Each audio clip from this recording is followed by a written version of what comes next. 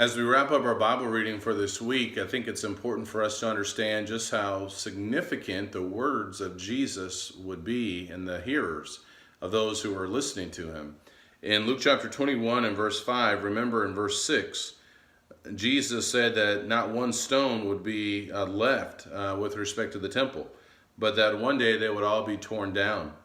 They had questions. His audience had questions when they heard this. They said, "Teacher, when therefore will these things happen? When is this going to take place? And what will be the sign when these things are about to take place?" So they wanted to know the when, they wanted to know the what. So as we continue on, we find that Jesus would give them some information. He said in verse number 8, "Make sure that you're not misled, for many will come in my name saying, 'I am he,' and the time is near." He said, don't go after them. When you hear of wars and disturbances, don't be terrified. These things have to take place first. Nations will rise against nation. There will be earthquakes in various places, plagues and famines. But before all these things, they will lay their hands on you and will persecute you, delivering you to the synagogues and prisons. So he's given them these warnings of what is going to happen before all these things will take place. Then when we get to verse 20, he said, "But when you see Jerusalem surrounded by armies, then recognize that her desolation is near.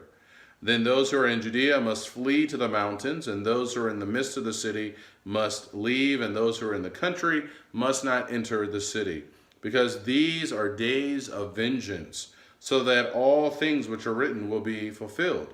And so he gives them warnings about what's going to take place and some woes that will also happen. Woe to those who are pregnant and to those who are nursing babies in those days. Verse 23, "For there will be great distress upon the land and wrath to his people. And they will fall by the edge of the sword and will be led captive into all the nations. And Jerusalem will be trampled underfoot by the Gentiles until the times of the Gentiles are fulfilled." So these events took place. These things happened. And Jesus gave warnings of what was going to happen prior to the destruction of the temple in Jerusalem in 70 AD. As I thought about this chapter here, we can go back in history and see when the temple was destroyed. Jesus gives us evidence that these things were going to happen.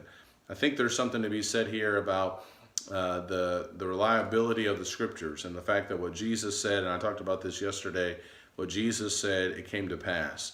What we have in the scriptures indeed is true. This book is so unique and so special with the predictive prophecy that we have in it, whether it was Jesus prophesying about what was going to happen with respect to the temple, or even the prophets of old and how they spoke about the coming Messiah. Let's hold on to what we have here and let's believe it, and let's continue to draw closer to our Savior. Take care and God bless.